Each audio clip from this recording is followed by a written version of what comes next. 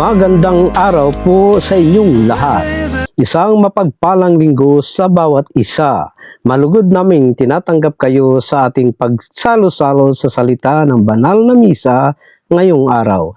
Kahit saan man kayo naroroon, dito sa ating bayan o sa malalayong lugar, sama-sama tayong manalangin, makinig sa aral ng Diyos at punuin ang pag-asa at pagmamahal ng ating mga puso. Sana ay maging pagpapala ang video na ito sa inyo at sa inyong buong pamilya. Tara, simulan na natin ng may pananampalataya. Mga kapatid, ipahintulot na tayo ay mananalangin muna bago tayo mag-umpisang magbabasa ng mga salita ng Diyos.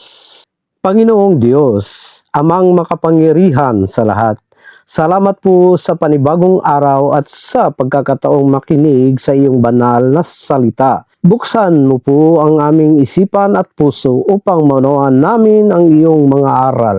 Naway magiging maliwanag ito sa aming landas. Maging liwanag sa aming mga landas, gabay sa aming buhay at magbigay ng lakas ng aming pananampalataya. Tulungan mo po kaming isabuhay ang iyong salita sa lahat ng oras. Ito ang aming panalangin sa pangalan ni Jesus. Amen. Ang mga pagbasa. Linggo, Hulyo 5, 2026. Ika-14 sa linggo sa karaniwang panahon, taon A.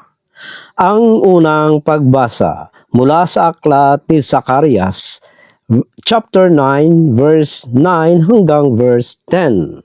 Magalak ng lubos, anak ni Sion. Sumigaw sa tuwa, anak na Jerusalem, narito, dumarating ang inyong hari. Matuwid siya at tagapagligtas, mababa ang kalooban at nakasakay sa asno. Sa bisyero ng asna, aalisin niya ang mga karwahe sa Ephraim at ang mga kabayo ng Jerusalem. Babaliin ang mga busog na pandigma. Maghahayag siya ng kapayapaan ng mga bansa. Ang kanyang kapangyarihan ay aabot sa dagat hanggang dagat at mula sa ilog hanggang sa dulo ng sanlibutan. Ang salita ng Panginoon. Tugmang Salmo mula sa aklat ng Salmo, chapter 145, verse 1 hanggang 2, verse 8 hanggang 9, verse 10 hanggang 11, at verse 13 hanggang verse 14. Tugon. Ang Diyos ay mabuti at puno ng habag. Dadakilain kita, aking Diyos at Hari, at pupurihin ang iyong pangalan.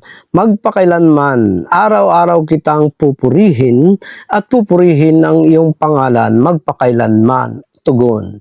Ang Diyos ay mabuti at puno ng habag. Ang Panginoon ay maawain at mahabagin. Banayad ang galit at sagana sa kanyang pagmamahal. Mabuti ang Panginoon sa lahat at ang kanyang habag ay sumasakop sa lahat ng kanyang nilikha. Tugon. Ang Diyos ay mabuti at puno ng habag. Purihin ka ng lahat ng iyong nilikha, Panginoon, at purihin ka ng inyong mga tapat. Ipaalam nila ang kaluwalhatian ng iyong kaharian at sasabihin ng inyong kapangyarihan. Tugon. Ang Diyos ay mabuti at puno ng habag. Ang iyong kaharian ay walang hanggan at ang iyong pamamahala ay magpapatuloy sa lahat ng panahon. Inaangat ng Panginoon ang mga mababagsak at ibinabangon ang mga nalulugmok. Tugon. Ang Diyos ay mabuti at puno ng habag. Ang ikalawang pagbasa ay mula sa aklat ng Roma, chapter 8, verse 9, verse 11 hanggang verse 13. Mga kapatid, kayo ay hindi nabubuhay ayon sa laman kundi ayon sa Espiritu. Kung ang Espiritu ng Diyos ay nananahan sa inyo, kung ang Espiritu ng Diyos ay muling bumuhay kay Jesus mula sa kamatayan, ay nananahan sa inyo, ang Diyos na muling bumuhay kay Kristo ay magbibigay din ng buhay sa inyong mga katawang may kamatayan sa pamamagitan ng kanyang Espiritong nananahan sa inyo. Kaya nga, mga kapatid, kapatid, may pananagutan tayo, ngunit hindi sa laman upang mabuhay ayon sa laman.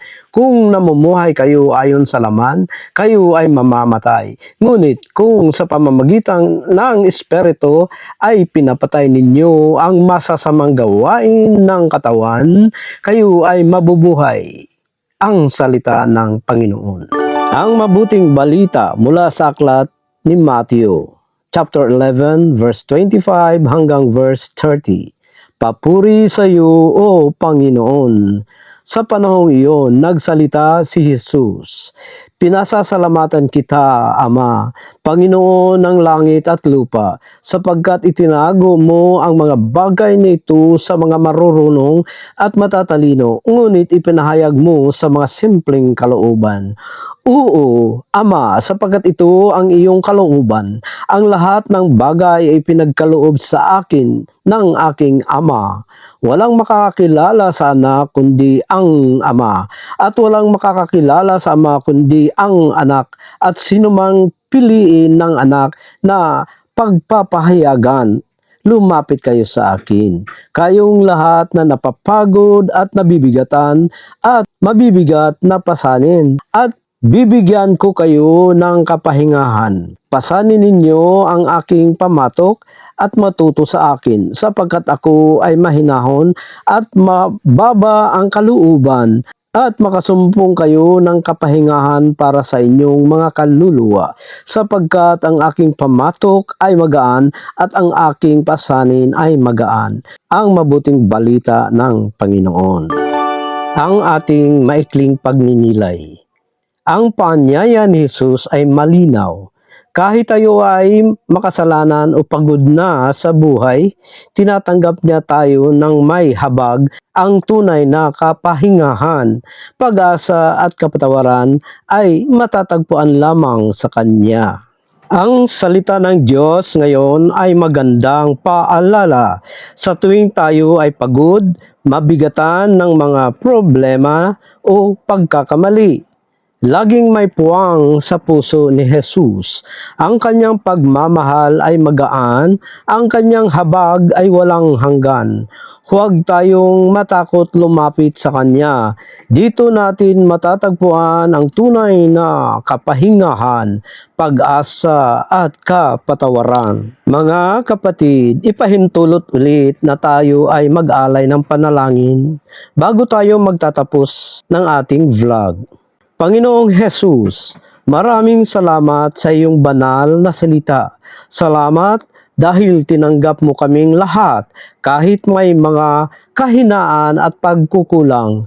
Tulungan mo kaming dalhin ang iyong maagaang pamatok at ibahagi ang kapayapaang ibinigay mo. Palakasin mo ang aming pananampalataya araw-araw. Ito ang aming panalangin. O Jesus. Amen. Maraming salamat po sa pagsama at pananalangin sa ating banal na misa ngayong araw. Naway manatili sa inyong mga puso ang kapayapaan at pagpapala ng Diyos.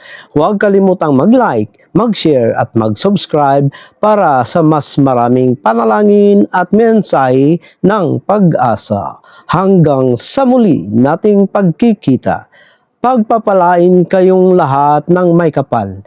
Mabuhay ang pananampalataya. Maraming salamat po. Bye-bye!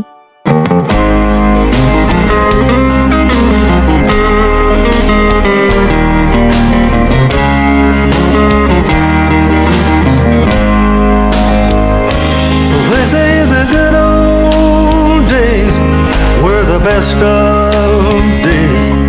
Those times were fun.